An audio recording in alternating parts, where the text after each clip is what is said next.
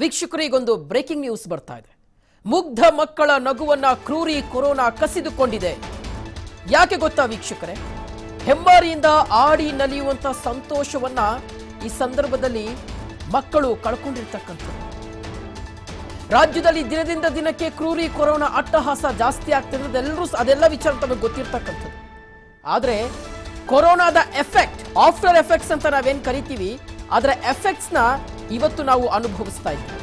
ಕೊರೋನಾದಿಂದ ಇನ್ನೂ ಶಾಲಾ ಕಾಲೇಜುಗಳು ಆರಂಭವಾಗಿಲ್ಲ. ಆದ್ರೆ ಬಾಲ್ಯ ವಿವಾಹ ಬಂಧನಕ್ಕೆ ಒಳಗಾಗ್ತಾ ಇದ್ದಾರೆ ಶಾಲಾ ಮಕ್ಕಳು. ವೀಕ್ಷಕರೇ, ನಿಜಕ್ಕೂ ಇದು ಸಾಮಾಜಿಕ ಪಿಡುಗು ಅಂತ ನಮ್ಗೆಲ್ರಿಗೂ ಸಹ ಗೊತ್ತಿದೆ. ಆದ್ರೆ ಕಾನೂನಿನಲ್ಲೂ ಸಹ ಇದಕ್ಕೆ ಸಾಕಷ್ಟು ವಿರೋಧ ಇರ್ತಕ್ಕಂಥದ್ದು. ಆದ್ರೆ ಈಗ ಇರ್ತಕ್ಕಂಥ ಸಿಚುವೇಶನ್ಗೆ ಸಂಬಂಧಪಟ್ಟಂತೆ ಬಾಲ್ಯ ವಿವಾಹಕ್ಕೆ ಶಾಲಾ ಮಕ್ಕಳು ಒಳಗಾಗ್ತಾ ಇದ್ದಾರೆ. ಲಾಕ್ಡೌನ್ ವೇಳೆ ರಾಜ್ಯದಲ್ಲಿ ಬಾಲ್ಯ ವಿವಾಹ ಹೆಚ್ಚಾಗಿದೆ ಅಂತ ಒಂದು ಸ್ಫೋಟಕ ವಿಚಾರ ಬೆಳಕಿಗೆ ಬಂದಿರತಕ್ಕಂಥದ್ದು. ಅಂಕಿಅಂಶಗಳ ಮೂಲಕ ಈ ಒಂದು ಸತ್ಯ ಬಹಿರಂಗವಾಗಿದೆ. ಆ ಮುಖಾಂತರ ಕ್ರೂರಿ ಕೊರೋನಾ ತನ್ನ ಅಟ್ಟಹಾಸವನ್ನ ಒಂದ್ ಕಡೆ ಮೆರಿತಾ ಇದ್ರೆ, ಮತ್ತೊಂದು ಕಡೆ ಅದರ ಎಫೆಕ್ಟ್ಸ್ ನಾವು ಈ ಸಂದರ್ಭದಲ್ಲಿ ಅನುಭವಿಸ್ತಾ ಇದ್ದೀವಿ. ಬೇರೆ ಯಾವ ರೀತಿಯಾಗಿ ತನ್ನ ಆಟಾಟೋಪವನ್ನ ಮುಂದುವರಿಸಿದೆ ಅನ್ನುವಂಥದ್ದು, ಅಂದ್ರೆ ಆರ್ಥಿಕ ಪರಿಸ್ಥಿತಿ ಅಧಪತನದತ್ತ ಸಾಗಿರ್ತಕ್ಕಂಥದ್ದು. ಎಷ್ಟೋ ಜನ ಯುವಕರು ನಿರುದ್ಯೋಗಿಗಳಾಗಿದ್ದಾರೆ. ಮಾತ್ರವಲ್ಲ, ಆರ್ಥಿಕ ಪರಿಸ್ಥಿತಿಗೆ ಸಂಬಂಧಪಟ್ಟಂತೆ ದೇಶವೂ ಸಹ ಸಾಕಷ್ಟು ಬಳಲ್ತಾ ಇರ್ತಕ್ಕಂಥದ್ದು. ಈತನ್ಮಧ್ಯೆ ಸಮಾಜಕ್ಕೆ ಸಂಬಂಧಪಟ್ಟಂತೆ ಸಾಮಾಜಿಕವಾಗ್ಲೂ ಸಹ ಇದು ಯಾವ ರೀತಿಯಾಗಿ ಪಿಡುಗಾಗಿ ಪರಿಣಮಿಸಿದೆ ಅನ್ನೋದನ್ನ ನಾವು ಈ ಒಂದು ಸುದ್ದಿಯ ಮುಖಾಂತರ ಗಮನಿಸ್ತಾ ಇದ್ದೀವಿ ವೀಕ್ಷಕರೇ.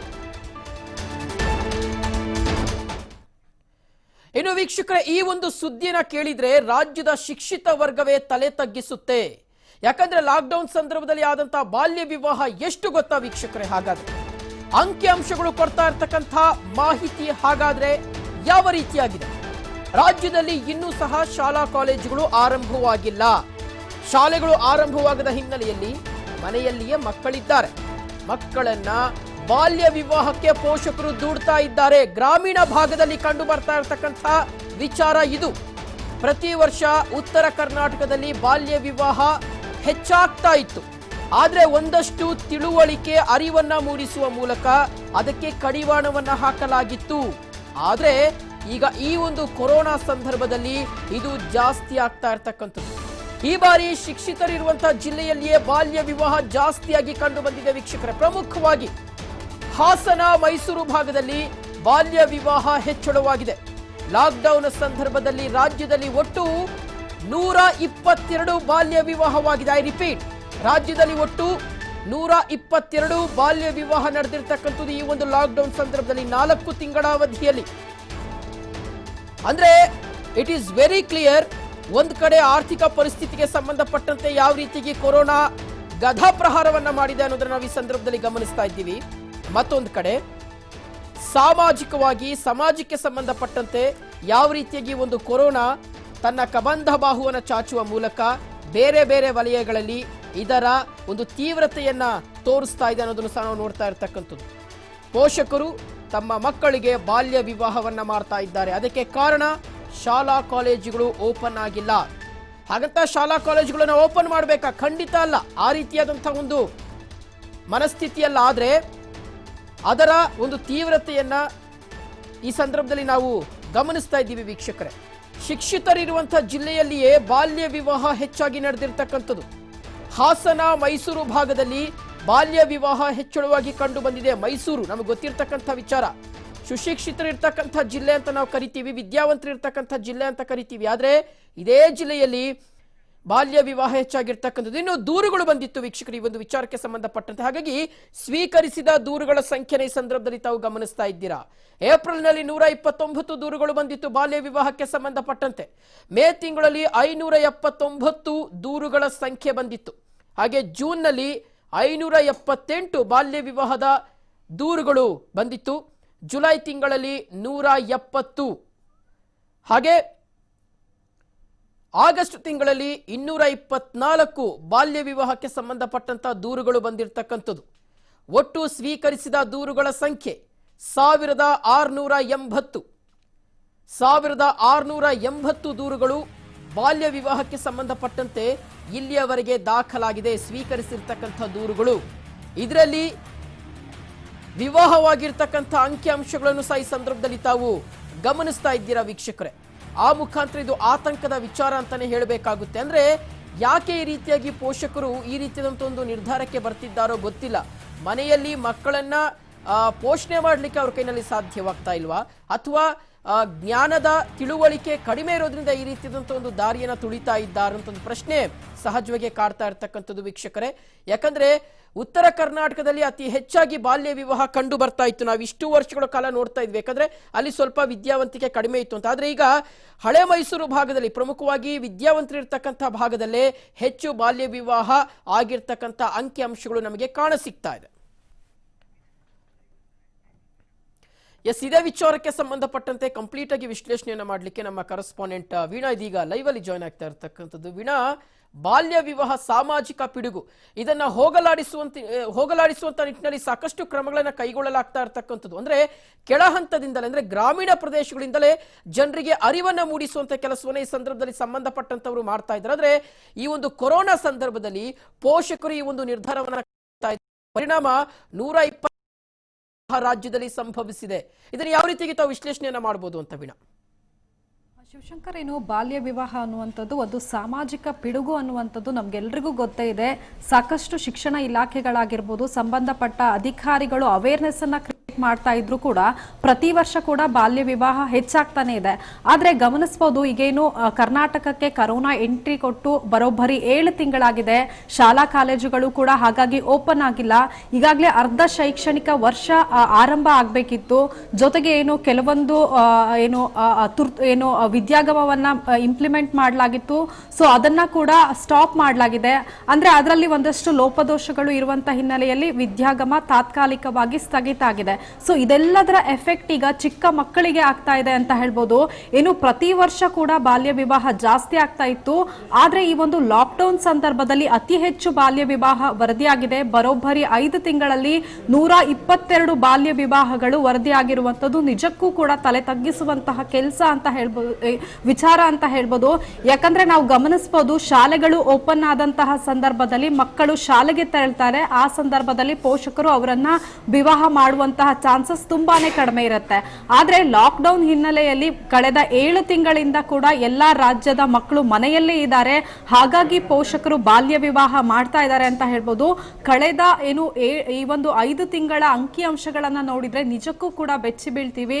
ಬರೋಬ್ಬರಿ 122 ಬಾಲ್ಯ ವಿವಾಹಗಳು ರಾಜ್ಯದಲ್ಲಿ ಆಗಿದೆ. ಜೊತೆಗೆ ಪ್ರತಿ ವರ್ಷ ಕೂಡ ಉತ್ತರ ಕರ್ನಾಟಕ ಭಾಗದಲ್ಲಿ ಅತಿ ಹೆಚ್ಚು ಬಾಲ್ಯ ವಿವಾಹಗಳು ಆಗ್ತಾ ಇತ್ತು. ಆದ್ರೆ ಈ ಬಾರಿ ಶಿಕ್ಷಿತರು ಇರುವಂತಹ ಜಿಲ್ಲೆಗಳಲ್ಲಿಯೇ ಬಾಲ್ಯ ವಿವಾಹ ಆಗಿರೋದು ವಿಪರ್ಯಾಸ ಅಂತ ಹೇಳ್ಬೋದು. ನಾವು ಗಮನಿಸಬಹುದು, ಹಾಸನ ಆಗಿರ್ಬೋದು, ಮೈಸೂರು ಭಾಗದಲ್ಲಿ ಅತಿ ಹೆಚ್ಚು ಶಿಕ್ಷಿತರಿದ್ದಾರೆ. ಅವರೆಲ್ಲರೂ ಕೂಡ ವಿದ್ಯಾವಂತರು. ಆದ್ರೆ ಭಾಗದಲ್ಲಿಯೇ ಅತಿ ಹೆಚ್ಚು ಬಾಲ್ಯ ವಿವಾಹಗಳು, ಇದು ನಿಜಕ್ಕೂ ವಿಪರ್ಯಾಸ. ಇನ್ನೊಂದು ಕಡೆ ಕರ್ನಾಟಕ ಭಾಗದಲ್ಲಿ ಆಗ್ತಾ ಇದ್ರು ಕೂಡ ಅಲ್ಲಿ ತಕ್ಷಣಕ್ಕೆ ಈ ಒಂದು ದೂರುಗಳು ಬಂದಂತಹ ಸಂದರ್ಭದಲ್ಲಿ ಸಂಬಂಧಪಟ್ಟ ಇಲಾಖೆಯ ಅಧಿಕಾರಿಗಳು ಹೋಗಿ ಆ ಒಂದು ವಿವಾಹಗಳನ್ನ ತಡೆದಿದ್ದಾರೆ. ನಾವು ಗಮನಿಸಬಹುದು, ಕಳೆದ 5 ತಿಂಗಳಲ್ಲಿ ಬರೋಬ್ಬರಿ 1680 ದೂರುಗಳು ಬಂದಿವೆ. ಅದರಲ್ಲಿ 2558 ಮದುವೆಗಳನ್ನ ಸಂಬಂಧಪಟ್ಟ ಇಲಾಖೆಯ ಅಧಿಕಾರಿಗಳು ಹೋಗಿ ತಡೆ ಹಿಡಿದಿದ್ರೆ 122 ಬಾಲ್ಯ ವಿವಾಹಗಳು ಅಧಿಕಾರಿಗಳ ಗಮನಕ್ಕೆ ಬರದೇ ಆಗಿದೆ. ಇನ್ನು ಈ ಸಂಬಂಧ 67 FIR ಅನ್ನ ಕೂಡ ಮಾಡಲಾಗಿದೆ.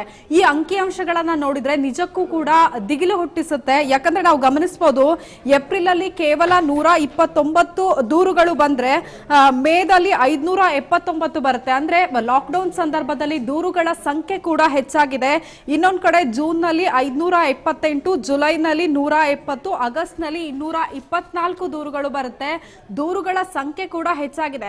ಅಂದ್ರೆ ಕೆಲವೊಮ್ಮೆ ಪೋಷಕರು ಮಕ್ಕಳನ್ನ ಮದುವೆ ಮಾಡುವಂತಹ ಸಂದರ್ಭದಲ್ಲಿ ಅಕ್ಕಪಕ್ಕದ ಮನೆಯವರು ಕೂಡ ಇಲಾಖೆಗಳಿಗೆ ಈ ವಿಚಾರವನ್ನ ತಿಳಿಸ್ತಾ ಇದ್ದಾರೆ. ಹಾಗಾಗಿ ಎಲ್ಲೋ ಒಂದ್ ಕಡೆ ತಡೆದೇ ಹಿಡಿದಂತಹ ಸಂಖ್ಯೆಗಳು ಜಾಸ್ತಿ ಇದೆ. ಆದ್ರೂ ಕೂಡ 122 ಬಾಲ್ಯ ವಿವಾಹಗಳು ಆಗಿರುವಂತದ್ದು ವಿಪರ್ಯಾಸದ ಸಂಗತಿ ಅಂತ ಹೇಳ್ಬೋದು. ಒಂದ್ ಕಡೆ ಬಾಲ್ಯ ವಿವಾಹ ಹೆಚ್ಚಾಗೋದಕ್ಕೆ ಕಾರಣಗಳನ್ನ ನೋಡೋದಾದ್ರೆ ಶಾಲೆ ಆರಂಭವಾದ್ರೆ ಮಕ್ಕಳೆಲ್ಲರೂ ಕೂಡ ಶಾಲೆಗೆ ಹೋಗ್ತಾ ಇದ್ರು. ಆ ಸಂದರ್ಭದಲ್ಲಿ ಬಾಲ್ಯ ವಿವಾಹ ಆಗ್ತಾ ಇರಲಿಲ್ಲ. ಆದ್ರೆ ಶಾಲೆಗಳು ಓಪನ್ ಆಗದೆ ಇರುವಂತ ಹಿನ್ನೆಲೆಯಲ್ಲಿ ಹೆಣ್ಣು ಮಕ್ಕಳಾಗಿರ್ಬೋದು, ಸೊ ಅವರೆಲ್ಲರೂ ಮನೆಯಲ್ಲಿ ಇರ್ತಾರೆ. ಪೋಷಕರಿಗೆ ಎಲ್ಲೋ ಒಂದ್ ಕಡೆ ಹೊರೆ ಆಗತ್ತೆ. ಜೊತೆಗೆ ಮನೆಯಲ್ಲಿರುವಂತಹ ಹೆಣ್ಣು ಮಕ್ಕಳು ಮದುವೆ ಮಾಡಿಕೊಟ್ರೆ ಸೇಫ್ ಅನ್ನುವಂತಹ ನಿರ್ಧಾರಕ್ಕೆ ಪೋಷಕರು ಬರ್ತಾ ಇದ್ದಾರೆ. ಹಾಗಾಗಿ ಬಾಲ್ಯ ವಿವಾಹ ಹೆಚ್ಚಾಗ್ತಾ ಇದೆ ಅಂತ ಹೇಳ್ಬೋದು. ಈ ಅಂಕಿ ಅಂಶಗಳನ್ನ ನೋಡಿದ್ರೆ ನಿಜಕ್ಕೂ ಕೂಡ ಬೆಚ್ಚಿ ಬೀಳಿಸುತ್ತೆ. ಏನು ವಿದ್ಯಾವಂತ ಆಗಿರ್ಬೋದು, ಶಿಕ್ಷಕ ವರ್ಗವೇ ತಲೆ ತಗ್ಗಿಸುವಂತಹ ಘಟನೆ ರಾಜ್ಯದಲ್ಲಿ ನಡೀತಾ ಇದೆ. ಸೊ ಇನ್ನಾದ್ರೂ ಪೋಷಕರು ಎಚ್ಚೆತ್ತುಕೊಂಡು ಚಿಕ್ಕ ವಯಸ್ಸಿನಲ್ಲಿ ಮಕ್ಕಳನ್ನ ಮದುವೆ ಮಾಡಬಾರ್ದು. ಜೊತೆಗೆ ಈಗೇನು ವಿದ್ಯಾಗಮ ಕೆಲವೊಂದು ಲೋಪದೋಷಗಳಿಂದ ತಾತ್ಕಾಲಿಕವಾಗಿ ಸ್ಥಗಿತ ಆಗಿದೆ. ಸೊ ಅದೇನಾದ್ರೂ ಎಲ್ಲ ಸಂಪೂರ್ಣವಾಗಿ ಎಲ್ಲ ಸುವ್ಯವಸ್ಥೆಯಿಂದ ಆರಂಭವಾದ ನಂತರ ಆದ್ರೂ ಮಕ್ಕಳು ವಿದ್ಯಾಗಮದ ಹೆಸರಿನಲ್ಲಿ ಶಾಲೆಗೆ ಬಂದಂತಹ ಸಂದರ್ಭದಲ್ಲಿ ಈ ರೀತಿಯ ಬಾಲ್ಯ ವಿವಾಹಗಳಿಗೆ ಕಡಿವಾಣ ಹಾಕೋದಕ್ಕೆ ಸಾಧ್ಯ. ಹಾಗಾಗಿ ಶಿಕ್ಷಣ ಇಲಾಖೆ ಆಗಿರ್ಬೋದು, ಮಕ್ಕಳ ಹಕ್ಕುಗಳ ಆಯೋಗ ಕೂಡ ಇದರ ಬಗ್ಗೆ ಗಮನ ಹರಿಸಬೇಕಿದೆ. ಇಲ್ಲದೆ ಹೋದಂತಹ ಸಂದರ್ಭದಲ್ಲಿ ರಾಜ್ಯದಲ್ಲಿ ಇನ್ನೂ ಕೂಡ ಬಾಲ್ಯ ವಿವಾಹಗಳು ಹೆಚ್ಚಾಗುತ್ತೆ. ಶಿವಶಂಕರ್, ಓಕೆ ವೀಣಾ, ಹಾಗೆ ಸಂಪರ್ಕದಲ್ಲಿ ವೀಕ್ಷಕರ, ನಿಜಕ್ಕೂ ಇದು ಆತಂಕದ ವಿಚಾರ. ಲಾಕ್ಡೌನ್ ಸಂದರ್ಭದಲ್ಲಿ ರಾಜ್ಯದಲ್ಲಿ 122 ಬಾಲ್ಯ ವಿವಾಹ ಸಂಭವಿಸಿದೆ ಅನ್ನೋ ಒಂದು ಸ್ಫೋಟಕ ವಿಚಾರ ಈಗಾಗಲೇ ಬಹಿರಂಗವಾಗಿರ್ತಕ್ಕಂಥದ್ದು. ಕಳೆದ 5 ತಿಂಗಳಲ್ಲಿ ಬಾಲ್ಯ ವಿವಾಹ ಆಗಿರ್ತಕ್ಕಂಥದ್ದು ವೀಕ್ಷಕರಿಂದ ಅತಿ ಹೆಚ್ಚಾಗಿ ಬಾಲ್ಯ ವಿವಾಹ ಸಂಭವಿಸಿದೆ. ಅಂದರೆ ಇಷ್ಟು ದಿನಗಳ ಕಾಲ ನಾವು ಗಮನಿಸಿದ್ವಿ, ಉತ್ತರ ಕರ್ನಾಟಕ ಭಾಗದಲ್ಲಿ ಇದು ಹೆಚ್ಚಾಗಿ ಕಂಡು ಬರ್ತಾ ಇತ್ತು. ಆದರೆ ಈಗ ಹಳೆ ಮೈಸೂರು ಭಾಗದಲ್ಲಿ, ಅಂದರೆ ಅತಿ ಹೆಚ್ಚಾಗಿ ವಿದ್ಯಾವಂತರಿರ್ತಕ್ಕಂಥ ಪ್ರಜ್ಞಾವಂತರಿರ್ತಕ್ಕಂಥ ಭಾಗದಲ್ಲೇ ಇದರ ಅಂಕಿ ಸಂಖ್ಯೆಗಳು ಹೆಚ್ಚಾಗಿ ನಮಗೆ ಕಂಡು ಬಂದಿರತಕ್ಕಂಥದ್ದು. ಎಸ್, ಈಗ ಮತ್ತೆ ನಮ್ಮ ಕರೆಸ್ಪಾಂಡೆಂಟ್ ವೀಣಾ ಲೈವಲ್ಲಿ ಮುಂದುವರಿತಾ ಇರ್ತಕ್ಕಂಥದ್ದು. ವೀಣಾ, ಈಗ ಗಮನಿಸ್ತಾ ಇದ್ದೀವಿ ಈ ರೀತಿಯಾದಂಥ ಒಂದು ಅನುಮಾನಗಳಿತ್ತು. ಅಂದರೆ ಪ್ರಾರಂಭಿಕ ಹಂತದಿಂದಲೂ ಒಂದಷ್ಟು ಅಭಿಪ್ರಾಯಗಳು ತಜ್ಞರು ವ್ಯಕ್ತಪಡಿಸ್ತಾ ಬರ್ತಾ ಇದ್ರು. ಈ ಒಂದು ಲಾಕ್ಡೌನ್ ಸಂದರ್ಭದಲ್ಲಿ ಬಾಲ್ಯ ವಿವಾಹ ಹೆಚ್ಚಾಗ್ತಾ ಇದೆ, ಜೊತೆಗೆ ಬಾಲಕಾರ್ಮಿಕ ಪದ್ಧತಿಯು ಸಹ ಹೆಚ್ಚಾಗ್ತಾ ಇರ್ತಕ್ಕಂಥ ಒಂದು ಆತಂಕವನ್ನು ವ್ಯಕ್ತಪಡಿಸ್ತಾ ಬರ್ತಾ ಇದ್ರು. ಈಗ ಅದಕ್ಕೆ ಸತ್ಯ ಎಂಬಂತೆ ಒಂದಷ್ಟು ಅಂಕಿಅಂಶಗಳು ಸಹ ಸಿಕ್ಕಿರ್ತಕ್ಕಂಥದ್ದು. ಅಂದ್ರೆ ಇದು ತಡೆಗಟ್ಟಬೇಕಾದಂತಹ ಒಂದು ಕೆಲಸವನ್ನು ಅಧಿಕಾರಿಗಳು ಮಾಡಬೇಕಾಗಿತ್ತು. ಆದ್ರೆ ಅವರು ತಮ್ಮ ಶ್ರಮವನ್ನ ಹಾಕ್ತಾ ಇದ್ದಾರೆ, ಒಂದಷ್ಟು ಕ್ರಮಗಳನ್ನ ತೆಗೆದುಕೊಳ್ತಾ ಇದ್ದಾರೆ. ಆದ್ರೆ ಪೋಷಕರು ಈ ಸಂದರ್ಭದಲ್ಲಿ ನಿರ್ಧಾರವನ್ನ ಕೈಗೊಳ್ಳಬೇಕಾಗಿರ್ತಕ್ಕಂಥದ್ರೆ ಪೋಷಕರು ಎಲ್ಲ ಒಂದ್ ಕಡೆ ಎಡುತ್ತಿದ್ದಾರೆ ಅಂತ ಅನಿಸ್ತಾ ಇದೆ ಅಂತ ವೀಣಾ. ನಿಜಕ್ಕೂ ಶಿವಶಂಕರ್, ಯಾಕಂದ್ರೆ ಶಾಲಾ ಕಾಲೇಜುಗಳ ಆರಂಭದ ಬಗ್ಗೆ ಏನು ಪರವಿರೋಧ ವ್ಯಕ್ತ ಆಗಿತ್ತು. ಜೊತೆಗೆ ಈ ಒಂದು ವಿದ್ಯಾಗಮ ಯೋಜನೆಯ ಬಗ್ಗೆ ಕೂಡ ಪರವಿರೋಧ ವ್ಯಕ್ತ ಆಗಿತ್ತು. ಆ ಎಲ್ಲಾ ಸಂದರ್ಭಗಳಲ್ಲೂ ಕೂಡ ಶಿಕ್ಷಣ ತಜ್ಞರು ಹೇಳ್ತಾ ಇರುವಂತದ್ದು ಗ್ರಾಮೀಣ ಭಾಗವನ್ನ ಮತ್ತೆ ನಗರ ಪ್ರದೇಶವನ್ನ ನೀವು ಒಂದೇ ತರ ನೋಡ್ಬೇಡಿ. ಯಾಕಂದ್ರೆ ಗ್ರಾಮೀಣ ಭಾಗದಲ್ಲಿ ಈ ಒಂದು ಯೋಜನೆ ಸ್ಥಗಿತ ಆದ್ರೆ, ಜೊತೆಗೆ ಶಾಲಾ ಕಾಲೇಜುಗಳು ಆರಂಭ ಆಗದೆ ಹೋದ್ರೆ ಸಾಮಾಜಿಕ ಪಿಡುಗುಗಳಾದಂತಹ ಬಾಲ್ಯ ವಿವಾಹ ಆಗಿರ್ಬೋದು, ಜೊತೆಗೆ ಕೂಲಿ ಕಾರ್ಮಿಕರ ಸಂಖ್ಯೆ ಹೆಚ್ಚಳ ಆಗತ್ತೆ ಅನ್ನುವಂತಹ ಎಚ್ಚರಿಕೆಯನ್ನು ನೀಡಿದ್ರು. ಸೊ ಆ ಎಚ್ಚರಿಕೆಯ ಬೆನ್ನಲ್ಲೇ ಈ ಒಂದು ಅಂಕಿಅಂಶಗಳು ಸತ್ಯವನ್ನ ಹೇಳ್ತಾ ಇದೆ ಅಂತ ಹೇಳ್ಬೋದು. ಯಾಕಂದ್ರೆ ಇದು ನಗರ ಪ್ರದೇಶದಲ್ಲಿ ಮಕ್ಕಳ ಪೋಷಕರು ಏನು ಶಿಕ್ಷಿತರಾಗಿರ್ತಾರೆ, ಸೊ ಅವರಿಗೆ ಒಳ್ಳೆ ಎಜುಕೇಶನ್ ಇರುತ್ತೆ, ಅವರು ಬಾಲ್ಯ ವಿವಾಹಗಳನ್ನ ಮಾಡೋದಿಲ್ಲ. ಜೊತೆಗೆ ಮಕ್ಕಳು ಕೂಡ ಆ ಒಂದು ಸಂದರ್ಭದಲ್ಲಿ ಆನ್ಲೈನ್ ಕ್ಲಾಸ್ ಸೇರಿದಂತೆ ಬೇರೆ ಬೇರೆ ರೀತಿಯಾದಂತಹ ಶೈಕ್ಷಣಿಕ ಚಟುವಟಿಕೆಗಳಲ್ಲಿ ತೊಡಗಿಸಿಕೊಂಡಿರ್ತಾರೆ. ಆದ್ರೆ ಗ್ರಾಮೀಣ ಭಾಗದ ಪರಿಸ್ಥಿತಿ ಸಂಪೂರ್ಣವಾಗಿ ಬೇರೆ ತರ ಇದೆ. ಯಾಕಂದ್ರೆ ಒಂದ್ ಕಡೆ ಗ್ರಾಮೀಣ ಭಾಗದಲ್ಲಿ ಆನ್ಲೈನ್ ಕ್ಲಾಸ್ಗಳನ್ನ ನಡೆಸೋದಕ್ಕೆ ಆಗಲ್ಲ. ಒಂದ್ ಕಡೆ ಕೆಲವೊಂದು ಪೋಷಕರ ಹತ್ರ ಮೊಬೈಲೇ ಇಲ್ಲದೆ ಇರಬಹುದು, ಜೊತೆಗೆ ನೆಟ್ವರ್ಕ್ ಸಮಸ್ಯೆ, ಸಾಕಷ್ಟು ಸಮಸ್ಯೆಗಳಿದೆ. ಇನ್ನೊಂದ್ ಕಡೆ ವಿದ್ಯಾಗಮ ಯೋಜನೆ ನಡೀತಾ ಇತ್ತು. ಆದ್ರೆ ವಿದ್ಯಾಗಮಕ್ಕೆ ಪೋಷಕರು ಇದು ಶಿಕ್ಷಕರು ಮತ್ತೆ ವಿದ್ಯಾರ್ಥಿಗಳು ಏನು ಸೋಂಕಿಗೆ ಒಳಗಾಗ್ತಿರುವಂತ ಹಿನ್ನೆಲೆಯಲ್ಲಿ ಸೊ ಅದನ್ನ ಕೂಡ ತಾತ್ಕಾಲಿಕವಾಗಿ ಸ್ಥಗಿತ ಮಾಡಲಾಗಿದೆ. ಹಾಗಾಗಿ ಪರ್ಯಾಯವಾಗಿ ಮಕ್ಕಳು ಮನೆಯಲ್ಲೇ ಇರೋದು ಯಾಕೆ ಅನ್ನುವಂಥದ್ದು ಪೋಷಕರಿಗೆ ಬರ್ತಾ ಇದೆ. ಜೊತೆಗೆ ಅವರು ಏನು ಪೋಷಕರು ತಮ್ಮ ಜೊತೆ ಕೆಲಸಕ್ಕೆ ಕರ್ಕೊಂಡು ಹೋಗ್ತಾ ಇದ್ದಾರೆ. ಹಾಗಾಗಿ ಅನೇಕ ಮಕ್ಕಳು ಏನು ಬಾಲ ಕಾರ್ಮಿಕರು ಕೂಡ ಆಗ್ತಾ ಇದ್ದಾರೆ. ಅದ್ರ ಜೊತೆಗೆ ಏನು ಹೆಣ್ಮಕ್ಳು ಇರ್ತಾರೆ, ಸೊ ಅಂತವ್ರನ್ನ ಮನೆಯಲ್ಲಿ ಬಿಟ್ಟು ಹೋಗೋದು ಸೇಫ್ ಅಲ್ಲ ಅನ್ನುವಂಥದ್ದು ಗ್ರಾಮೀಣ ಪ್ರದೇಶದಲ್ಲಿರುವಂತಹ ಸಾಕಷ್ಟು ಏನು ಬಡ ಕುಟುಂಬಗಳ ಮಾತು. ಹಾಗಾಗಿ ಮಕ್ಕಳನ್ನ ಬೇರೆಯವ್ರಿಗೆ ಮದುವೆ ಮಾಡಿಕೊಟ್ರೆ ಅವರು ಸೇಫ್ ಆಗಿರ್ತಾರೆ ಅನ್ನುವಂತಹ ಲೆಕ್ಕಾಚಾರದ ಹಿನ್ನೆಲೆಯಲ್ಲಿ ಈ ಒಂದು ಬಾಲ್ಯ ವಿವಾಹ ಜಾಸ್ತಿ ಆಗ್ತಾ ಇದೆ ಅಂತ ಹೇಳ್ಬೋದು. ಅಂದ್ರೆ ಪ್ರತಿ ವರ್ಷ ಕೂಡ ಬಾಲ್ಯ ವಿವಾಹ ಜಾಸ್ತಿ ಆಗ್ತಾನೆ ಇರುತ್ತೆ. ಸಂಬಂಧಪಟ್ಟ ಅಧಿಕಾರಿಗಳು ದೂರು ಸ್ವೀಕರಿಸಿದ ತಕ್ಷಣ ಹೋಗಿ ಸ್ಟಾಪ್ ಅನ್ನ ಮಾಡ್ತಾರೆ. ಇನ್ನೂ ಕೆಲವೊಂದು ಅಧಿಕಾರಿಗಳ ಗಮನಕ್ಕೆ ಬರದೇ ಆಗತ್ತೆ. ಆದ್ರೆ ಶಾಲೆಗಳು ಇದ್ದಂತಹ ಸಂದರ್ಭದಲ್ಲಿ ಬಾಲ್ಯ ವಿವಾಹಕ್ಕೆ ಬ್ರೇಕ್ ಬೀಳುತ್ತೆ ಅನ್ಬೋದು. ಯಾಕಂದ್ರೆ ಒಬ್ಬ ವಿದ್ಯಾರ್ಥಿನಿ ಶಾಲೆಗೆ ಬರ್ತಾ ಇದ್ದಂತಹ ಸಂದರ್ಭದಲ್ಲಿ ಆಕೆ ಏನಾದ್ರೂ ಏಕಾಏಕಿ ಶಾಲೆಗೆ ಬರೋದನ್ನ ನಿಲ್ಲಿಸಿದ್ರೆ ಅಲ್ಲಿರುವಂತಹ ಶಿಕ್ಷಕರಿಗೆ ಗೊತ್ತಾಗತ್ತೆ, ಜೊತೆಗೆ ಸಂಬಂಧಪಟ್ಟ ಅಧಿಕಾರಿಗಳಿಗೆ ಗೊತ್ತಾಗತ್ತೆ. ಆ ಸಂದರ್ಭದಲ್ಲಿ ಅವರು ವಿಚಾರಣೆಯನ್ನ ನಡೆಸಿದ್ರೆ ವಿವಾಹ ಬೆಳಕಿಗೆ ಬರುತ್ತೆ, ಮಾಡ್ಬೋದು. ಆದ್ರೆ ಸದ್ಯ ಇನ್ನು ಶಾಲಾ ಕಾಲೇಜುಗಳು ಕ್ಲೋಸ್ ಆಗಿದೆ. ಸೊ ಹಾಗಾಗಿ ಮಕ್ಕಳು ಮನೆಯಲ್ಲೇ ಇರ್ತಾರೆ. ಮನೆಯಲ್ಲಿ ಇರುವಂತಹ ಹಿನ್ನೆಲೆಯಲ್ಲಿ ಬಡ ಪೋಷಕರು ಏನು ಈ ಒಂದು ಮದುವೆಗೆ ಮುಂದಾಗ್ತಾ ಇದ್ದಾರೆ. ಹಾಗಾಗಿ ಹೆಣ್ಣು ಮಕ್ಕಳನ್ನ ಒಂದ್ ಕಡೆ ಬಾಲ್ಯ ವಿವಾಹಕ್ಕೆ ದೂಕ್ತಾ ಇದ್ರೆ, ಇನ್ನೊಂದ್ ಕಡೆ ಗಂಡು ಮಕ್ಕಳನ್ನ ಏನು ಬಾಲ ಕಾರ್ಮಿಕರಾಗಿ ಕೂಡ ಮಾಡ್ತಾ ಇದ್ದಾರೆ. ತಾವೇನು ಬೇರೆಯವ್ರ ಜಮೀನಿಗೆ ಕೆಲಸಕ್ಕೆ ಹೋಗೋದಾಗಿರ್ಬೋದು ಅಥವಾ ಬೇರೆ ಬೇರೆ ಕೆಲಸಕ್ಕೆ ಹೋಗ್ತಾರೆ, ಮಕ್ಕಳನ್ನ ಕೂಡ ಕರೆದುಕೊಂಡು ಹೋಗ್ತಾ ಇದ್ದಾರೆ. ಹಾಗಾಗಿ ಶಿಕ್ಷಣ ತಜ್ಞರು ಈ ಒಂದು ವಿಚಾರವನ್ನ ಶಾಲಾ ಕಾಲೇಜುಗಳ ಆರಂಭದ ಪರವಿರೋಧ ಹಾಗೆ ವಿದ್ಯಾಗಮದ ಪರವಿರೋಧದ ಬಗ್ಗೆಯೂ ಹೇಳುವಂತಹ ಸಂದರ್ಭದಲ್ಲಿ ಈ ಮಾತನ್ನ ಉಲ್ಲೇಖ ಮಾಡಿದ್ರು. ಶಾಲಾ ಕಾಲೇಜುಗಳ ಆರಂಭದ ಬಗ್ಗೆ ನಿರ್ಧಾರ ತೆಗೆದುಕೊಳ್ಳುವಾಗ ಗ್ರಾಮೀಣ ಮತ್ತೆ ನಗರ ಪ್ರದೇಶವನ್ನ ಒಂದು ಅನ್ನುವಂಥದ್ದನ್ನ ತೀರ್ಮಾನಕ್ಕೆ ಬರಬೇಡಿ, ಸಪರೇಟ್ ಆಗಿ ಮಾಡಿದಂತಹ ಸಂದರ್ಭದಲ್ಲಿ ಮಾತ್ರ ಈ ಒಂದು ಯೋಜನೆಗೆ ಅರ್ಥ ಬರುತ್ತೆ ಅಂತ. ಸೊ ಈ ಒಂದು ಲಾಕ್ಡೌನ್ ಹಿನ್ನೆಲೆ ಈಗೇನು ಶಾಲಾ ಕಾಲೇಜುಗಳು ಕ್ಲೋಸ್ ಆಗಿದೆ, ವಿದ್ಯಾಗಮ ಕೂಡ ಸ್ಥಗಿತ ಆಗಿದೆ. ಸೊ ಇದೆಲ್ಲದರ ಎಫೆಕ್ಟ್ ಚಿಕ್ಕ ಮಕ್ಕಳಿಗೆ ಆಗ್ತಾ ಇದೆ ಅಂತ ಹೇಳ್ಬೋದು. ಸೊ ಹಾಗಾಗಿ ಬಾಲ್ಯ ವಿವಾಹಗಳು ರಾಜ್ಯದಲ್ಲಿ ಹೆಚ್ಚುತ್ತಾ ಇದೆ. ಅದರಲ್ಲೂ ಶಿಕ್ಷಿತರಿರುವಂತಹ ಜಿಲ್ಲೆಗಳಲ್ಲಿ ಇನ್ನೂ ಕೂಡ ಹೆಚ್ಚಾಗ್ತಾ ಇರುವಂತದ್ದು ವಿಪರ್ಯಾಸ. ಇನ್ನೊಂದ್ ಕಡೆ ಉತ್ತರ ಕರ್ನಾಟಕ ಭಾಗದಲ್ಲೂ ಕೂಡ ಬಾಲ್ಯ ವಿವಾಹಗಳು ಹೆಚ್ಚಾಗ್ತಾ ಇದೆ. ಆದ್ರೆ ದೂರುಗಳು ಬಂದ ತಕ್ಷಣ ಅಲ್ಲಿನ ಇಲಾಖೆಯ ಅಧಿಕಾರಿಗಳು ಹೋಗಿ ಮದುವೆಗಳನ್ನ ಸ್ಟಾಪ್ ಮಾಡ್ತಾ ಇದ್ದಾರೆ. ಹೀಗಾಗಿ ಸುಮಾರು ಒಂದು ಸಾವಿರಾರು ಮಕ್ಕಳು ಈ ಒಂದು ಮದುವೆಗಳನ್ನ ಸ್ಟಾಪ್ ಮಾಡಲಾಗಿದೆ. ಶಿವಶಂಕರ್, ಓಕೆ ವೀಣಾ, ಅಂದ್ರೆ ಈ ಅಂಕಿಅಂಶಗಳನ್ನ ಗಮನಿಸ್ತಾ ಇದ್ರೆ 5 ತಿಂಗಳಲ್ಲಿ 122 ಬಾಲ್ಯ ವಿವಾಹ ಅಂದ್ರೆ ಸರಿಸುಮಾರು ದಿನಕ್ಕೆ ಒಂದು ಮದುವೆ ಆಗಿದೆ ಅಂತ ನಾವು ಈ ಸಂದರ್ಭದಲ್ಲಿ ಭಾವಿಸ್ಕೊಳ್ಬಹುದಾಗಿದೆ. ಹೀಗಾಗಿ ಅಂದ್ರೆ ಈಗ ನಾವು ಸುದ್ದಿಯನ್ನ ವಿತರಿಸ್ತಾ ಇದ್ದೀವಿ, ಈಗಲೂ ಸಹ ರಾಜ್ಯದ ಯಾವುದೋ ಒಂದು ಭಾಗದಲ್ಲಿ ಬಾಲ್ಯ ವಿವಾಹ ಆಗ್ತಾನೂ ಇರಬಹುದು, ಅದನ್ನ ನಾವು ತಳ್ಳಿ ಹಾಕುವಂತಿಲ್ಲ. ಸೊ ಹಾಗಾಗಿ ಮುಂದಿನ ದಿನಗಳಲ್ಲಿ, ಯಾಕಂದ್ರೆ ಶಾಲಾ ಕಾಲೇಜುಗಳು ಯಾವಾಗ ಆರಂಭವಾಗುತ್ತೆ ಅನ್ನುವಂಥದ್ದು ಇನ್ನೂ ಸಹ ಗೊತ್ತಿಲ್ಲ, ಮುಂದಿನ ದಿನಗಳಲ್ಲಿ ರಾಜ್ಯದಲ್ಲಿ ಇದು ಸಹ ಕಂಟಿನ್ಯೂ ಆಗಬಹುದಾದಂತ ಸಾಧ್ಯತೆಯನ್ನು ಸಹ ನಾವು ಈ ಸಂದರ್ಭದಲ್ಲಿ ಪರಿಗಣನೆಗೆ ತೆಗೆದುಕೊಳ್ಬೇಕಾಗುತ್ತೆ ಅಂತ ವೀಣಾ. ನಿಜಕ್ಕೂ ಶಿವಶಂಕರ್, ನಾವು ಈ 5 ತಿಂಗಳುಗಳ ಅಂಕಿ ಅಂಶಗಳನ್ನ ನೋಡಿದ್ರೆ 1680 ದೂರುಗಳು ಬಂದಿದೆ. ಅದರಲ್ಲಿ 122 ಬಾಲ್ಯ ವಿವಾಹಗಳು ಆಗಿದೆ, 2558 ಮದುವೆಗಳನ್ನ ತಡೆ ಹಿಡಿಯಲಾಗಿದೆ. ಅಂದ್ರೆ ನಾವಿಲ್ಲಿ ಒಂದು ವಿಚಾರವನ್ನ ಗಮನಿಸಬೇಕು, ಈ ಒಂದು ಬಾಲ್ಯ ವಿವಾಹಗಳು ಇಲಾಖೆಯ ಅಧಿಕಾರಿಗಳ ಗಮನಕ್ಕೆ ಬಂದಿರುವಂತದ್ದು. ಇನ್ನೂ ಎಷ್ಟೋ ಮತ್ತೆ ಸಂಪರ್ಕಿಸ್ತೇನೆ. ಈಗ ಮಕ್ಕಳ ಹೋರಾಟಗಾರ್ತಿಯಾಗಿರುವಂತಹ ವಿಮಲಾ ಅವರು ನಮ್ಮ ಜೊತೆ ದೂರವಾಣಿ ಸಂಪರ್ಕದಲ್ಲಿದ್ದಾರೆ. ಮೇಡಮ್ ನಮಸ್ಕಾರ. ಬಹುಶಃ ತಮ್ಮ ಗಮನಕ್ಕೆ ಸಹ ಬಂದಿರಬಹುದು, ಈಗ 122 ಬಾಲ್ಯ ವಿವಾಹ ನಡೆದಿದೆ ಮೇಡಮ್ ಈ 5 ತಿಂಗಳ ಕಾಲ. ಈ 5 ತಿಂಗಳಲ್ಲಿ ಅಂದ್ರೆ ಸರಿಸುಮಾರು ಒಂದು ಮದುವೆ ಆಗಿದೆ ದಿನಕ್ಕೆ. ಸೊ ಏನ್ ಹೇಳ್ಬೋದು, ಯಾಕಂದ್ರೆ ಇದು ಸಾಮಾಜಿಕ ಪಿಡುಗು. ಸೊ ಈ ಸಂದರ್ಭದಲ್ಲಿ ತಾವು ಇದನ್ನ ಯಾವ ರೀತಿಯಾಗಿ ರಿಯಾಕ್ಟ್ ಮಾಡಬಹುದು ಅಂತ? ಕೇವಲ 122 ಅಲ್ಲ, ಲಾಕ್ಡೌನ್ ಅವಧಿಯಲ್ಲೇನೆ, ಅಂದ್ರೆ ಲಾಕ್ಡೌನ್ ಇದ್ದಾಗ್ಲೇನೆ ಈಗ ಅನ್ಲಾಕ್ ಆದ್ಮೇಲೆ ಆಗಿರೋದು ಈ ಫಿಗರ್ಗಳು ಬರ್ತಾ ಇದ್ದಾವೆ. ಲಾಕ್ಡೌನ್ ಇದ್ದಾಗ್ಲೇನೂ ಕೂಡ ತುಂಬಾ ವ್ಯಾಪಕವಾಗಿ ಬಾಲ್ಯ ವಿವಾಹಗಳಾಗಿದ್ದಾವೆ. ಆಮೇಲೆ ಪತ್ರಿಕೆಗಳಲ್ಲೂ ಕೂಡ ಉತ್ತರ ಕರ್ನಾಟಕದ್ದು ರಿಪೋರ್ಟ್ ಬಂತು, ಹಾಸನದ್ದು ಕೂಡ ರಿಪೋರ್ಟ್ ಬಂತು. ಅಂದ್ರೆ ಇದೊಂದು ಆಘಾತಕಾರಿ ವಿಷಯ. ಮತ್ತೆ ಆಳುವ ಸರ್ಕಾರ ಇದೆಯಲ್ಲ, ಆ ಸರ್ಕಾರ ಈಗ ನಾವ್ಯಾರು ವ್ಯಕ್ತಿಗಳಾಗಿದ್ರೆ ನಮ್ಮ ಮನೆಯಲ್ಲಿ ಏನೋ ಒಂದು ಸಮಸ್ಯೆ ಬಂತು ಅಂದ್ರೆ ಆ ಸಮಸ್ಯೆನ ಬಗೆಹರಿಸ್ಕೊಂಡು ಉಳಿದ ನೋಡ್ತೀವಿ ಅಂತ ಹೇಳ್ಬೋದು. ಬಟ್ ಒಂದ್ ಸರ್ಕಾರಕ್ಕೆ ಎಲ್ಲ ರೀತಿಯ ಓವರ್ ಆಲ್ ರೌಂಡ್ ಒಂದ್ ಕಣ್ಣೋಟ ಇರ್ಬೇಕಾಗ್ತಿದೆ. ಈ ಅವಧಿಯಲ್ಲಿ ಬಾಲ್ಯ ವಿವಾಹದ ಜಾಸ್ತಿ ಆಗಿದೆ ಅಂತಂದ್ರೆ ಒಂದು ಈ ಕೊರೋನಾ ಕಾಲದ ಆ ಒಂದು ಭಯ ಭೀತಿ ಇದೆಯಲ್ಲ, ಅದರಿಂದಾಗಿ ಸ್ಪೆಷಲಿ ಹೆಣ್ಮಕ್ಳನ್ನ ಮದುವೆ ಮಾಡಿ ಕಳಿಸ್ಬಿಟ್ರೆ ಒಂದು ಕೆಲಸ ಮುಗಿತು ಅನ್ನೋಂತಹ ಮನೋಭಾವ, ಆ ಭೀತಿಯಿಂದಾಗಿ ನಾಳೆ ಇರ್ತೀವೋ ಇಲ್ವೋ ಅವ್ರ ಜೊತೆ ಏನು ಅಂತ ಯೋಚನೆ ಮಾಡುವಂತಹ ಸ್ಥಿತಿ ಒಂದಾದ್ರೆ, ಇನ್ನೊಂದು 50 ಜನಕ್ಕಿಂತ ಜಾಸ್ತಿ ಇಲ್ಲ, ಹೆಚ್ಚು ಖರ್ಚಿಲ್ಲ, ದೊಡ್ಡ ದೊಡ್ಡ ಮದುವೆ ಮಂಟಪಗಳಿಗೆ ಪ್ರಶ್ನೆ ಇಲ್ಲ ಅನ್ನೋ ತರದಲ್ಲಿ ಖರ್ಚಿನ ಬಾಬತ್ತಾಗಿ ಅದನ್ನ ನೋಡಿ ಕೂಡ ಎಷ್ಟೋ ಜನ ಹೈಸ್ಕೂಲ್ ಮಕ್ಕಳು SSLCಗೂ ಕೂಡ ಬಂದಿಲ್ಲದೆ ಇರುವಂತಹ ಮಕ್ಕಳ ಮದುವೆಗಳಾಗಿದ್ದಾವೆ ಅಂತ ನಮ್ ಜೊತೆಗೆ ಹೈಸ್ಕೂಲ್ ಟೀಚರ್ಸ್ ಹಂಚ್ಕೊಂಡಿದ್ದಿದೆ.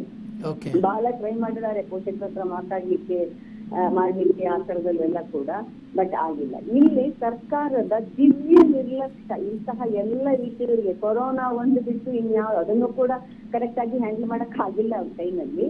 ಬಟ್ ಕೊರೋನಾ ಒಂದು ಬಿಟ್ಟು ಇನ್ಯಾವುದು ಕೂಡ ಸರ್ಕಾರಕ್ಕೆ ಸಂಬಂಧವೇ ಇಲ್ಲ ಅನ್ನುವ ರೀತಿಯಲ್ಲಿ ವರ್ತನೆ ಮಾಡಿದ್ದಿದೆಯಲ್ಲ, ಇಲ್ಲಿ ಇಡೀ ಸರ್ಕಾರ, ಅದರಲ್ಲೂ ಮಹಿಳಾ ಮತ್ತು ಮಕ್ಕಳ ಕಲ್ಯಾಣ ಇಲಾಖೆ ಇದೆಯಲ್ಲ, ನೇರ ಹೊಣೆ ಹೊರಬೇಕಾಗುತ್ತೆ. ಯಾಕೆಂತಂದ್ರೆ ಅದರ ಅಡಿನಲ್ಲಿ ಬಾಲ್ಯ ವಿವಾಹವನ್ನ ನಿಲ್ಲಿಸೋದಕ್ಕೆ ಬೇಕಾದಂತಹ ವ್ಯವಸ್ಥೆಗಳನ್ನ ಮಾಡುವಂಥದ್ದು, ಜನರಿಗೆ ತಿಳುವಳಿಕೆ ಕೊಡುವಂಥದ್ದು, ಮತ್ತೆ ಅಷ್ಟಾಗಿಯೂ ಉಲ್ಲಂಘನೆ ಮಾಡಿದ್ರೆ ಶಿಕ್ಷಾರ್ಹ ಅಪರಾಧ ಅಂತ ಅನ್ನುವಂತಹ ಎಚ್ಚರಿಕೆಯನ್ನ ಮೂಡಿಸಬೇಕಾದಂತಹ ಅಗತ್ಯ ಇತ್ತು.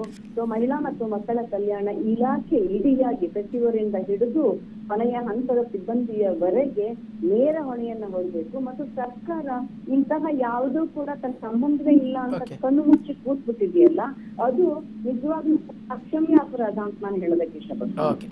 ಓಕೆ ಮೇಡಮ್, ಹಾಗೆ ಸಂಪರ್ಕದಲ್ಲಿ ನೀನು ಹಾಸನ ಜಿಲ್ಲೆಯಲ್ಲಿ ಯಾವ ರೀತಿಯಾಗಿ ಇದು ಒಂದು ಅಂಕಿ ಅಂಶಗಳು ನಮಗೆ ಕಂಡು ಬರ್ತದೆ ಅನ್ನೋದ್ರ ಕುರಿತು ಮಾಹಿತಿಯನ್ನು ಕೊಡ್ಲಿಕ್ಕೆ ನಮ್ಮ ಕರೆಸ್ಪಾಂಡೆಂಟ್ ಪ್ರಕಾಶ್ ಇದೀಗ ಲೈವ್ ಅಲ್ಲಿ ಜಾಯ್ನ್ ಆಗ್ತಾ ಇರ್ತಕ್ಕಂಥದ್ದು. ಪ್ರಕಾಶ್, ಈಗ ಹಳೆ ಮೈಸೂರು ಭಾಗದಲ್ಲಿ ಅಂದ್ರೆ ಪ್ರಜ್ಞಾವಂತರು ವಿದ್ಯಾವಂತರು ಇರ್ತಕ್ಕಂಥ ಒಂದು ಜಿಲ್ಲೆಗಳಲ್ಲೇ ಅಂದ್ರೆ ಈಗ ಬಾಲ್ಯ ವಿವಾಹಕ್ಕೆ ಸಂಬಂಧಪಟ್ಟಂತೆ ಹೆಚ್ಚಾಗ್ತಾ ಇರ್ತಕ್ಕಂಥದ್ದು. ಅಂದ್ರೆ ನಾವು ಉತ್ತರ ಕರ್ನಾಟಕದಲ್ಲಿ ಈ ರೀತಿಯಾದಂತಹ ಒಂದು ಸ್ಥಿತಿಗತಿನ ಗಮನಿಸ್ತಾ ಇದ್ವಿ, ಆದ್ರೆ ಈಗ ಈ ಭಾಗದಲ್ಲೂ ಸಹ ಇದು ಹೆಚ್ಚಾಗ್ತಾ ಇರ್ತಕ್ಕಂಥದ್ದು. ಪ್ರಮುಖವಾಗಿ ಒಂದು ಕೊರೋನಾ ಹಿನ್ನೆಲೆಯಲ್ಲಿ ಈ ರೀತಿಯಾದಂತಹ ಒಂದು ನಿರ್ಧಾರವನ್ನ ಪೋಷಕರು ಕೈಗೊಳ್ತಾ ಇದ್ದಾರೆ ಅಂತ. ಹಾಸನ ಜಿಲ್ಲೆಯಲ್ಲಿ ಯಾವ ರೀತಿಯಾದಂತಹ ಒಂದು ಅಂಕಿಅಂಶಗಳು ಕಂಡು ಬಂದಿದೆ ಅಂತ ಪ್ರಕಾಶ್?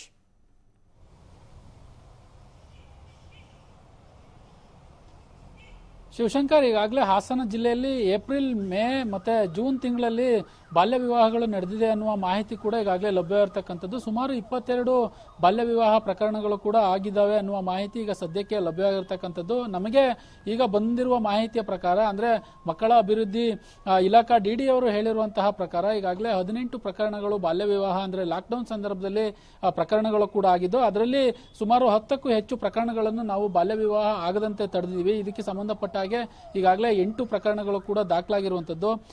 ಈಗಾಗಲೇ ಹಾಸನ ಜಿಲ್ಲಾಧಿಕಾರಿಗಳು ಇದಕ್ಕೆ ಸಂಬಂಧಪಟ್ಟ ಹಾಗೆ ಒಂದು ಕಟ್ಟುನಿಟ್ಟಿನ ಸೂಚನೆಯನ್ನು ಕೂಡ ಕೊಟ್ಟಿದ್ದಾರೆ. ಯಾರ್ಯಾರು ಸಿಡಿಪಿಒಗಳು ಯಾರು ಬಾಲ್ಯ ವಿವಾಹವನ್ನು ತಡೆಯುವಂತಹ ಕೆಲಸ ಮಾಡಿಲ್ಲ ಅವ್ರ ಮೇಲೆ ಕಟ್ಟುನಿಟ್ಟಿನ ಕ್ರಮವನ್ನು ಕೈಗೊಳ್ಳಿ, ಅದರ ಜೊತೆಗೆ ಅವರಿಗೆ ಖಡಕ್ಕಾದಂತಹ ಒಂದು ಸೂಚನೆಯನ್ನು ಕೊಡಬೇಕು ಅನ್ನುವ ಮಾಹಿತಿಯನ್ನು ಕೂಡ ಈಗಾಗಲೇ ಹಾಸನ ಜಿಲ್ಲಾಧಿಕಾರಿಗಳು ಮಕ್ಕಳ ಅಭಿವೃದ್ಧಿ ಯೋಜನೆ ಏನು ಡಿಡಿ ಏನಿದ್ದಾರೆ ಅವ್ರಿಗೆ ಈಗಾಗಲೇ ಸೂಚನೆಯನ್ನು ಕೊಟ್ಟಿರುವಂತದ್ದು.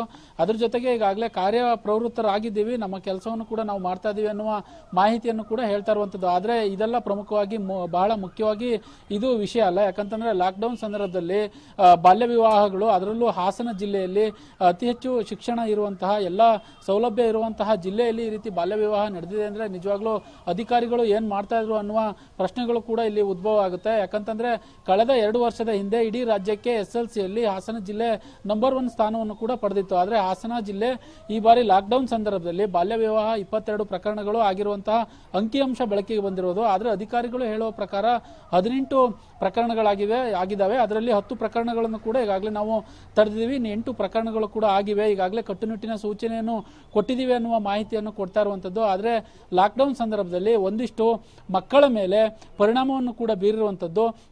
ಎಲ್ಲೋ ಒಂದ್ ಕಡೆ ಪೋಷಕರು ತಮ್ಮ ಖರ್ಚುಗಳನ್ನ ಉಳಿಸ್ಲಿಕ್ಕೆ ಈ ರೀತಿ ಅಡ್ಡದಾರಿ ಹಿಡಿದ್ರ ಅನ್ನುವ ಪ್ರಶ್ನೆಗಳು ಕೂಡ ಇದರಲ್ಲಿ ಕಂಡು ಬರ್ತಾ ಇರುವಂತದ್ದು. ಅದರ ಜೊತೆಗೆ ಅಧಿಕಾರಿಗಳು ಏನ್ ಮಾಡ್ತಾ ಇದ್ರು, ಹಾಗಾದ್ರೆ ಅವ್ರಿಗೆ ಬಾಲ್ಯ ವಿವಾಹ ಆಗುವುದು ಆ ಮಾಹಿತಿ ಗೊತ್ತೇ ಇರಲಿಲ್ವಾ ಅನ್ನುವ ಹಲವಾರು ಪ್ರಶ್ನೆಗಳು ಕೂಡ ಈಗ ಮೂಡ್ತಾ ಇರುವಂತದ್ದು. ಇದಕ್ಕೆ ಸಂಬಂಧಪಟ್ಟ ಹಾಗೆ ಜಿಲ್ಲಾಧಿಕಾರಿಗಳ ನೇತೃತ್ವದಲ್ಲಿ ನಾಳೆ ಕಚೇರಿಯಲ್ಲಿ ಕೂಡ ಆಯಾ ಏನು ಆ ಇಲಾಖೆ ಏನಿದೆ ಆ ಇಲಾಖೆ ಅಧಿಕಾರಿಗಳನ್ನು ಕರೆದು ಮೀಟಿಂಗ್ ಮಾಡ್ತಾರೆ ಅನ್ನುವ ಮಾಹಿತಿಯನ್ನು ಕೂಡ ಇಲಾಖಾ ಡಿಡಿ ದಿಲೀಪ್ ಕುಮಾರ್ ಏನಿದ್ದಾರೆ ಅವರು TV5ಗೆ ತಿಳಿಸಿರುವಂತದ್ದು. ಶಿವಶಂಕರ್, ಎಸ್ ಪ್ರಕಾಶ್, ಈಗ ಆಗ್ಬೇಕಾಗಿರ್ತಕ್ಕಂಥ ಒಂದು ವಿಚಾರ, ಯಾಕಂದ್ರೆ ಈಗ ಮುಂದಿನ ಹಂತಗಳಲ್ಲಿ ಶಾಲಾ ಕಾಲೇಜುಗಳು ಯಾವಾಗ ಓಪನ್ ಆಗುತ್ತೆ ಅನ್ನೋದು ಗೊತ್ತಿಲ್ಲ. ಮುಂದಿನ ದಿನಗಳಲ್ಲಿ ಈ ರೀತಿಯಾದಂತಹ ಒಂದು ಬಾಲ್ಯ ವಿವಾಹಗಳು ಹೆಚ್ಚಾಗಬಹುದಾದಂತ ಅಥವಾ ನಡೆಯಬಹುದಾದಂತ ಸಾಧ್ಯತೆ ಇದೆ ಅಂತ ಅನ್ನುವಂಥದ್ದು ಪ್ರಕಾಶ್.